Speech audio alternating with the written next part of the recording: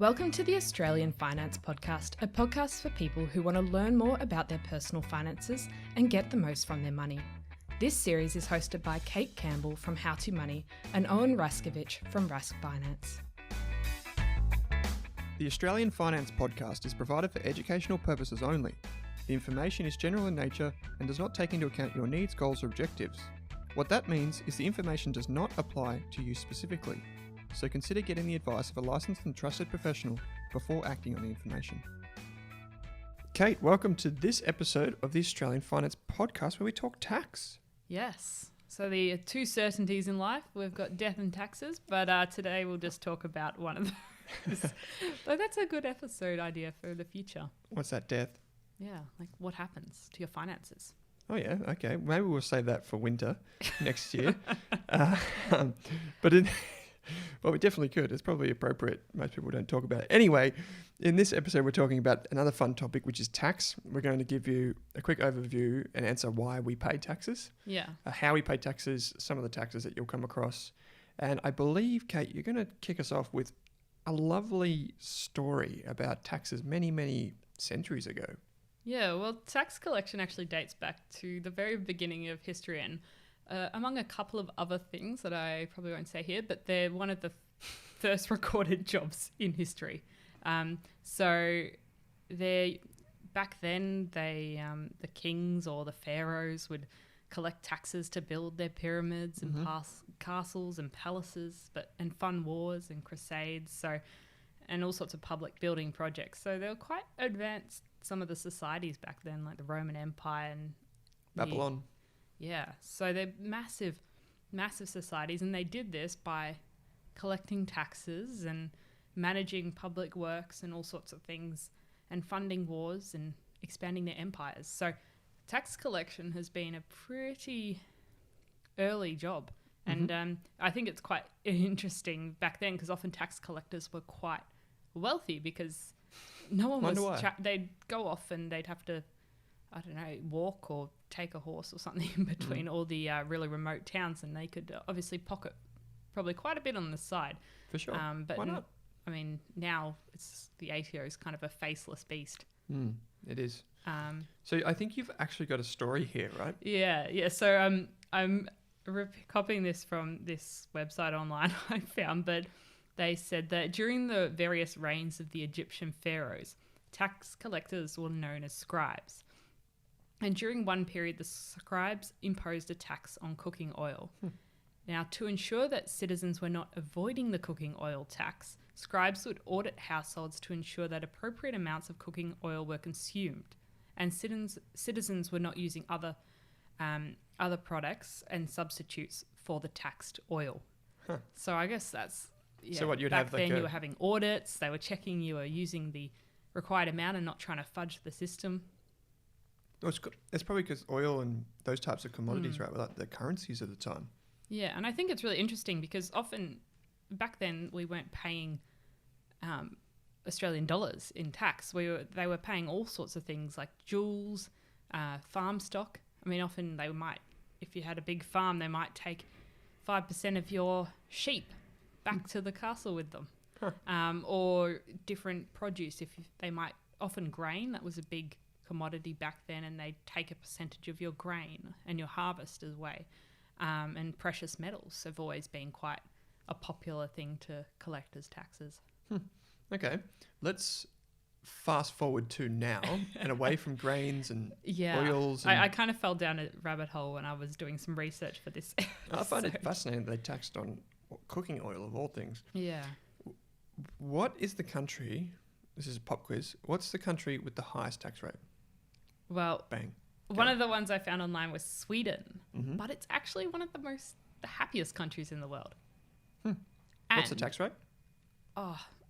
It was going anywhere from like 30 to 60%. I mean, it was a sliding tax rate, but their tax system is actually a lot more transparent, and it's really clear who pays what tax. And one of the things I found was interesting, they really, instead of having a lot of deductions, like when we do our tax return, we're like, we're claiming a deduction. If the government wants to encourage you to do something over there, they'll just give you the cash. Like they have a child support, but they give it in cash. like an upfront payment instead of deductions. So Right, so you still don't need to come. You don't need to come up with the money. They'll just be like, "You've got kids. yeah, Here's some money for childcare," kind of thing. yeah, and they have their higher tax rate actually pays for it's massive. I think you get over 400 days of maternity and paternity leave combined when you have kids. So, and fully paid public, secondary, tertiary education systems. I mean, so even though they've got a pretty high tax rate, there's a lot of advantages for it. Cool. And if I didn't want to pay tax, let's say I'm a finance guy, wear a white collared shirt, and I want to get away from tax, where would I go? There's actually places in the world where the governments don't take any income tax, such as the Bahamas, the Cayman Islands, and a lot of the areas around the Gulf. And if you research this online, you'll see a lot of different schemes to avoid paying tax by putting your assets in another country. Well, there was one, the Panama Papers, right? That implicated a few prominent people in Australia. Obviously not going to name names, but you can Google that for yourself. And that was in a place called Panama, wasn't it? Or the what's that little island? The Caribbean? Yeah. There was quite a few little islands on this list. Yeah. Interesting. But even things like United Arab Emirates and Qatar, various places that earn so much money from either tourism or oil. They make so much money from that they don't need to tax the residents. So a lot of firms and high net wealth people may choose to concoct some grand plan to avoid paying as much tax. But I think for the most of us, that's not something we have as part of our financial plan. No, we don't. In fact, I think it's called the Division, I think it's Division 4 here in Australia. It's like this all-encompassing rule that if you do something in Australia with the sole aim of lowering your tax, it's actually against the law. So that kind of is like a catch-all. If you try and do something just to minimise tax, illegal. Anyway, just thought I'd bring that up. I mean, maybe you want to move across to any of these countries. I mean, most of them I probably wouldn't want to live. Yeah, I think that's before we go on with a bit of Australia's history here, I think that's the important point you touch on. And we've been around the bush a little bit. Why do we have these taxes? Like, what do they do? Yeah, well, hopefully they make our country better for all people living in it. Yeah. So, you got roads. Yeah. NBN. It's very expensive. The creation of the Mikey system. Yeah. Here in Melbourne, you got Mikey. Everywhere else in Australia seems to have public transport down pat. You've got But libraries, healthcare. Public schools. Healthcare is one of the biggest things we spend. Your tax goes into this massive pool, and healthcare is massive. So all the public hospitals and all Medicare, defence is a big area of spending, and education and aged care as well. Yeah, aged care is huge. Which is growing. When you see, the government sometimes will send you, when you do your tax return, a thing on the back, and it's like a pie chart, and it has all these different columns for where your money is put. And people see Social Security as this big thing, and they're like, oh my God, all these people that we're spending money on because they don't have a job, etc. What they don't realise is that most of that is actually made up of pensioners. And so, before you go pointing the finger at people who are quote unquote dole bludgers, it's actually, part of the welfare system that we have pensioners who've worked very hard to get the country where it is. So we're paying for them now. Yeah. So you've put in your tax during your whole career, and then you're living off the government following that. Yeah. And just to your point about the Nordic countries and Sweden earlier on, the reason we have taxes is so we can support the country and individuals during times when, they need support. Yeah. It keeps the country moving forward. Okay. Anyway, we've digressed. Australia, has it always had taxes? So I was doing some research on the ATO, and they've actually got this 400-page history book on tax and in Australia. Now, I didn't read through that, but I read the summary. And so pretty much prior to 1901, each colony, so states and territories, had its own tax system. And the revenue was gained from customs, because we had a lot of people coming in and out of the country, and different taxes. And there was no free trade between the colonies. So England and Australia and all the rest of it. Yeah, but all of the different colonies within in Australia. Yeah, okay. Yeah. And then it was quite interesting because like different income tax was only introduced in Victoria in 1895. And then all of this went on, and then in 1915, the Commonwealth Government introduced personal income tax. So we were taxed on the money that we earned individually. And tax was also taken on company profits to help pay for war expenses. So World War One. Yep. And then it's just sort of gone from there. And then Governments have got a taste of what it's like to collect revenue. So suddenly we all started coming together as a whole collective country. Yep. I did some Googling today before the show, and ever reliable Google tells me that Australia generates a lot more tax from individual tax returns than we do from corporate or enterprise or business. And I think it's over $200 billion a year collected in tax for individuals, and that was 2017, 2018, so it's gone back a little while. It gives you an idea of sort of the volume that's going through the ATO.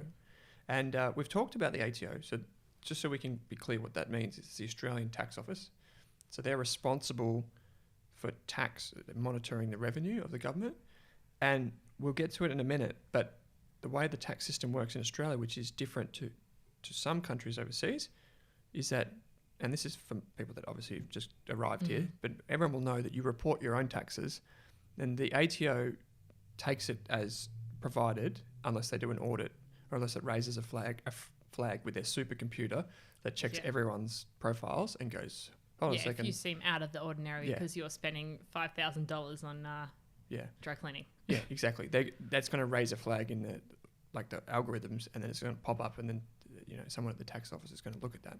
So that's why you might think that you can get away with certain things, but if you push it too far, you're going to get an audit, and you don't want that in your life because they can go back and check things for many, many years. Yeah, and also a lot of this stuff is coming through automatically to the ATO now. So all the banks and all companies and investments, they're all pushing the data straight to the ATO because they have to. Yep. So the ATO already knows how much you got paid that year. It knows all your investments on the side. It knows what you earned. So a lot of all this stuff's tracked now with your tax file number or your business number or your Australian company number. So they definitely keep tabs on you. So you've just mentioned something, the tax file number, TFN, right? TFN. What does that do? So that's pretty much your personal reference number for our tax system. So when you get a bank account, when you get an investment, you'll provide them with your tax file number. In most cases, it's not compulsory to provide a tax file number, but the organisation will withhold tax at the highest rate on your behalf because they need to send that money to the ATO because you haven't proved that you can be tracked with your tax file number. Yeah. So you got your tax file number for life, and you take it wherever you go and wherever you kind of invest or keep money. Something you want to keep secure. Yeah, for sure. I think I got mine maybe at 16 when I had my first part-time job. Yeah. At a proper place that wasn't $5 babysitting. Well, you're saying that was all cash? You didn't declare it? I don't know. I was 11 at the time. Okay, so now we get to the fun part. Who pays tax? Yeah, so we all do. I pay tax. Yep. Owen I pay tax. hopefully pays tax. Yeah. Businesses, we've got the various shades of businesses, so companies, sole traders, we've got trusts, pass on tax, we've got individuals, super funds, everyone, pretty much every entity pays tax. They all pay tax in different rates and different schemes and different systems. The two that people are probably most familiar with, though, are income tax, which is the tax that you pay on your salary. Yeah. And dividends and rent if you own an investment property. That's all bundled together as income tax. And then you have capital gains tax, which is the profit, we'll just call it profit that you make when you sell something for more than you purchased it for. But there's also other things, which we'll get to some of them at the bottom of the show, but we've got customs taxes, which is an interesting one. GST, so that's when you import goods. Yeah. Yep. We've got GST, or government standard tax, so you'll sometimes see that on your receipt. I thought that was goods and services tax. Oh, yes, what did I call it? Government. Yeah, goods and services tax. No, it is. Did I call it standard tax? Yeah. That's probably because I pay for it. I pay it all the time, and I'm just have to pay it. Yeah, just think about it as being a standard tax. But anyway, goods and services tax, and you'll see that on your receipt when you get a receipt from a business. Which is usually 10%. Yeah, it's 10%. Sometimes people are cheeky and they'll put their price without not including GST, and then suddenly get to checkout and they chuck on an extra 10%. Yeah. So the thing about there's actually some like rules around what they can and can't say. So I'm not that you're going to try and catch them out, but if you ever get an invoice, a tax invoice, that's the one that you need when you do deductions. If you need to prove it, not that you need to, you just need to prove spending in Australia for deductions. But if you ever get audited, that's the one that's the holy grail. And that says tax invoice, and it's got the amount of GST, it's got all that sort of stuff on it. Another thing that you'll get taxed on is your investment income. So you'll hear things like franking credits, you'll hear things from trusts and dividends, distributions, all these types of things. That's when you'll encounter different types of tax potentially. Okay, Kate, what about companies? So I imagine some of our listeners would have a company or know a little bit about this, but for those who don't, can you explain how company tax works? Just the basics. From what I saw, large companies pay a flat tax rate of 30%, and are not eligible for capital gains discounts. Yep. Okay, we'll get to that discount in a minute. I was having a look on the ATO website. They actually said from July 2016, small businesses with annual turnovers of less than 10 million have a reduced company tax of 27.5%. So that might be relevant if your side hustle goes full time. Yeah, as long as your side hustle's making less than 10 million, you're going to pay a slightly less amount of tax. Yeah, which is cool. Is that probably some incentive for to encourage you to have a small business? Yeah, that's it. And so, just to backpedal a little bit, a company is different to when you've just got an ABN, like you've just applied for an ABN online, or you're a quote unquote sole trader. That's different. A company is something that, you know, it has a constitution, it's set up, it's got some paperwork behind it. And the catchphrase is it's a separate legal entity. Yeah. So it's separate from you, legally speaking. So a company can open bank accounts, it can run a business, it can do all this. Obviously, it can't without any humans behind it. And you're probably going to be the director of it. Yeah, if it's just like a small company, you're going to have a director who oversees everything that goes on and can sign documents on behalf of the company and all that. And they're still liable for certain things, make no mistake. But the difference is people set up companies because they want to start businesses, and those businesses take risk, but they don't want to do that in their personal life. So they set up companies, and the companies can pay their own rate of tax, as we've discussed. They can take out insurance policies. They can buy property, do all types of things. That's just the basics of what a company is, but they pay tax at a flat rate. Yeah. So no matter how much profit they make, it's a flat rate of tax for every dollar. That's different to an individual because they pay tax on what we call progressive rates. Yeah. So can you explain that for listeners? Yeah. So essentially, for the first $18,200. At the moment, you don't pay any tax. So if you're not working and maybe you're at uni right now and you earn $10,000 during the year, you shouldn't have to pay any tax. Potentially your part-time job has taken out tax for you because that's how their system works, but that's something you can claim back at the end of the financial year. Yeah, so when you do your tax return. Yeah. And often when you're filling out an tax declaration form when you start a new job, there'll be an option to tick to claim a tax-free threshold. I always have trouble with that word. Anyway, so that there, but it's actually, so the 2018-2019 rates, so it actually increases. So let's just say if you're earning between 37,000 and 90,000, so probably most people fit around there because that's the average salaries in there, you're paying $3,572 plus 32.5 cents for every dollar over $37,000. Okay, so basically the 3,572, that's the amount of tax you would have paid for the bracket before. But for this big bracket in this band of earnings, you're paying 32.5%. Yeah. And then if you go above that, you're paying more percent. You go above that again, you're paying up to 45%. So the more you earn, the more percentage you pay. But that doesn't mean you pay, like let's say you're sitting right on the band that's 45%. Yeah. It doesn't mean you pay 45% on everything. It just means you pay 45% on what's over that band. So that's different. When you look at the scales, it doesn't just go, you're a 45% taxpayer. It's actually for that band of income. So that's important to remember. And then that's why people in the higher taxable income band start trying to do more complicated thing with their finances often and putting things in different companies Structures. and trust structures because they're trying to often lower or reduce the amount of tax they have to pay. Yeah, they're trying to reduce the amount of income that's over that top band, so Yeah. they don't pay as much up there. For example, if you have a company that's paying 27.5% tax, but your personal income, if you get taxed on that, is going to be at 45%, you just keep the money in the company so you don't have to pay that extra whatever it is percentage. Yeah, so it's definitely something you want to talk to an accountant about if it's Yeah, an if you're area.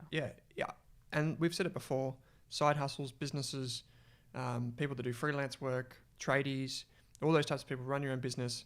You want to speak to an accountant because we're not giving tax advice here; we're just explaining how it all works. Yeah. But those, you should definitely think about that. And those tax rates can change Mhm. as the government decides, and they might also change. They've got all sorts of other little offshoot schemes like the low income tax offset, but that changes a bit. So you go on the ATO website to find out the most recent Yeah, things happening. and we'll put links to all that sort of stuff. So some of the other tax incentives or different tax, I guess, benefits that we might just talk to quickly here are things that you might come across, and we're going to give the really brief explanation, but we've got plenty of show notes if you want to go Yeah. find out more of what we just meant.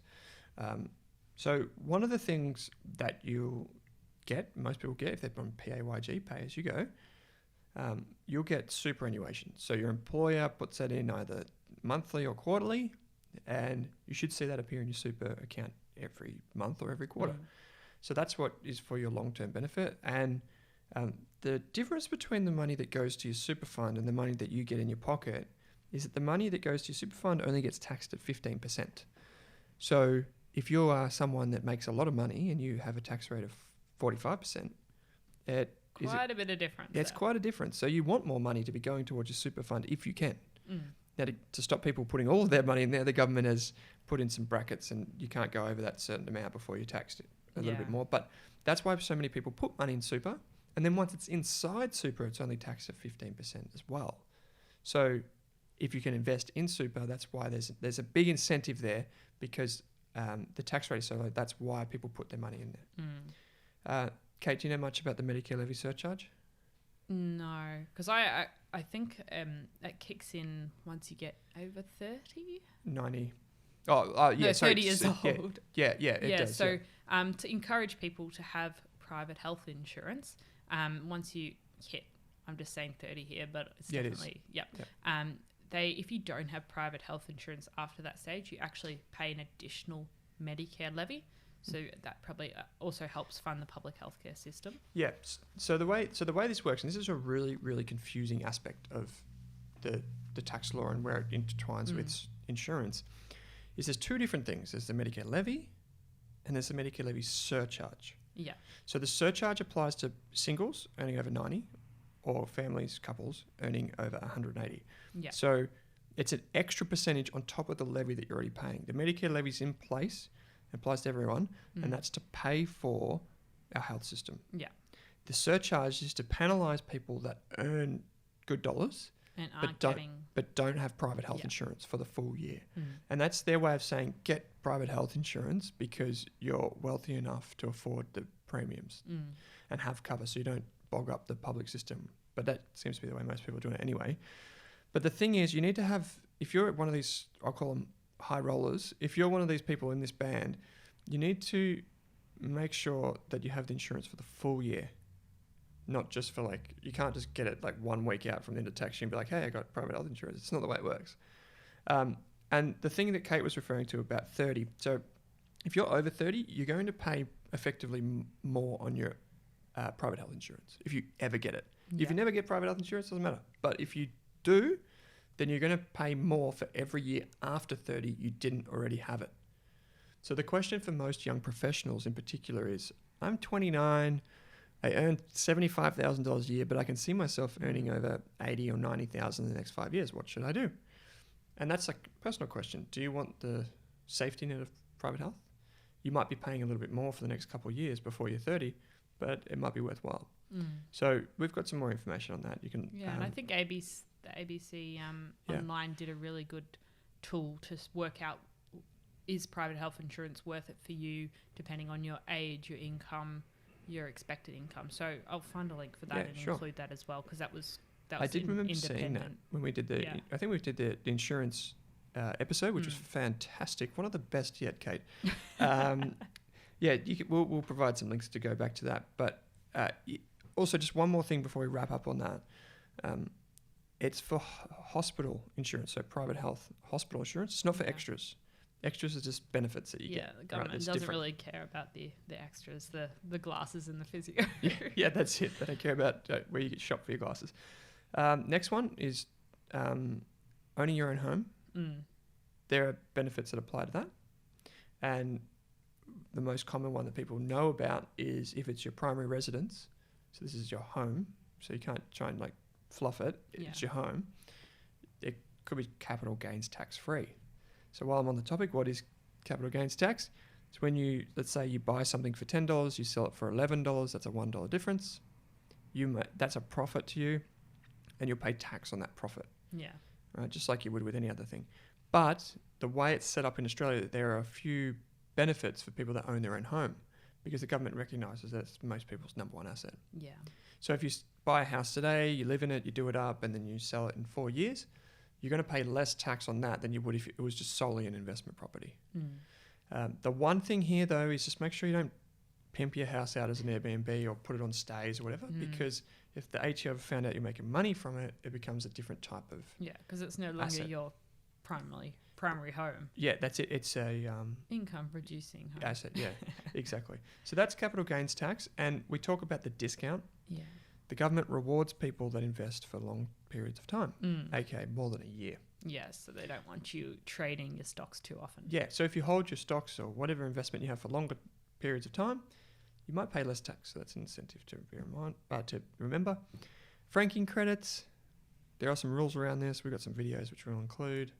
Franking credits are something you get with dividends from Australian companies. Pretty cool things. There was a big hoo-ha at the last election, wasn't there? Yeah, I think that was the make or break for the election. Yeah, I know. I mean pensioners love franking credits. You know, if you want the pensioner vote, you don't do anything with franking credits. Yeah. Nothing. And we can make a case either way for that, I guess. Kate, what's deductible self-education expenses? What are they? Yeah, so if you're studying a course or doing some sort of training that actually helps, so it's got to like fulfill a test that it actually helps your current job. It helps you get a pay rise. It helps you advance to the next level, something like that. So it has to be directly related to what you currently do. So, and do you have to pay for it? Like HEX doesn't pay for it for you, right? No. So you have to be paying for it out of your own pocket. Work can't be reimbursing you, but you can actually deduct the cost of those education expenses in your tax return. Yeah. Cool. So it just lowers your income. And then potentially you paid a bit extra tax with that lower rate, so you might get some more in your refund. But it definitely has to relate. So if you're currently in a finance job and you're doing a course on microbiology, that probably wouldn't cut it. Okay, well, so it's got to be related in some way to what you're currently doing. So it's the government's way. Finance and microbiology. Yeah. Just saying. It's the government's way of incentivizing you to increase your income. Yeah. Cool. And we've got a little thing here for charitable donations too, if you make a sizable charitable donation. So if it's a government-registered charity, everything over $2 is generally deductible. And you can find out. Usually they'll say in the fine print if it is, and you can check on the government website if it is a registered charity. Yeah, and so you want to keep your receipt from that one. Yeah. Because you just don't want to have like $1,000 of tax deduction for charity tax deductions. You've got to prove all of this. Yeah, and that would be a bit of a red flag. So you just want to make sure you've got that. Okay, so just so while we're on that, what is a tax deduction? A tax deduction reduces the amount of tax you pay because it is necessarily incurred to earn income. So if you incur something to earn more income, then you should keep the receipt. We can't tell you whether it's tax deductible. We don't know what it is. But if you have something that you have to pay for to earn more money, which you would then pay tax on, you may be able to claim it. So the easiest way, once again, is just to save your receipt, put it down in a spreadsheet before you take it to your accountant at the end of the financial year. Yeah, and they're quite The government's quite picky. Like some jobs can claim this one item, Yeah, it's very especially. prescriptive. Like if you have an outdoor job, you can claim sunscreen, but no one else can claim sunscreen. Yeah. Or if you're a male model, you might be able to claim going to the gym. I'm thinking of it. I should stop with the jokes. Owen's thinking of all the future potential careers for himself. Side hustles. Okay, so just some quick ones here. The ATO does have an app for tradies, which is a pretty good one. I think you can hook it up so it tracks the location of your phone, so then it automatically knows how many Ks you've done for work and all that type of thing. So you can find that in the ATO website. The ATO just has a general app as well, which is kind of cool. There's, some of the common types of expenses you might get, like fuel expenses. You might have things for going to a second job. You might have mobile phones, things that you do for your side hustle, those types of things. So you want to keep receipts of all of them. And finally, we have the masters of the universe, accountants. So accountants are great. If you've got a good one on your side, one that you can trust, you should never, I don't know about you, but I believe you should never hand over everything you have to an accountant, a financial advisor, whatever. Never hand everything over. Always know what's going on with your personal finances. Yeah, absolutely. But if you have a good one, they can be worth their weight, we'll say in gold. And the easiest way to keep their expenses down, because they can charge you $250, $400 an hour for their time. So the easiest way to keep the cost of seeing an accountant down is to do some of the work yourself before you go. Yeah, if you give them a shoebox full of receipts and things, it's going to cost you a lot more. Yep. And so just make a Google Doc or Google spreadsheet. Make your own spreadsheet and just put in this much for fuel, this much for this. Go through all your receipts just before you go and see the accountant. And then they'll tell you whether it's a tax deductible or not and how much you can claim. And it'll just make that, that cost a little bit less. Anyway, we've got heaps of resources for this. So there's some great resources I've included in the show notes about how our tax system works, making tax work for you, and actually the history of tax in Australia if you are really interested, and a bit on our 2018 budget and where the money comes from and where it's spent, which is a bit interesting to know where the money that you're paying in tax is actually going. Yeah, 100%. Now, if you've made it through this entire episode, I've got to say well done, right? Like, this is tax. Yeah. This is tax, and we're probably a reasonably young person podcast, right? Like, a lot of the listeners that write in are younger people, and if you listen to how long are we going? 30 minutes of tax. That's awesome. Well done. Give yourself a pat on the back. But if you have any questions, feedback... Yeah, you can send them to me at HowToMoneyAUS on Twitter and Instagram, and www.howtomoney.online. Yep. Or you can hit us up at the Rask Finance website. That's raskfinance.com, where we also have a page for, obviously, this podcast where you can ask questions. Or you can find us at podcast@raskfinance.com. Yeah. And I'm Owen Rask on Twitter and Instagram. Cool. Kate, thanks for joining me. Thanks, Owen.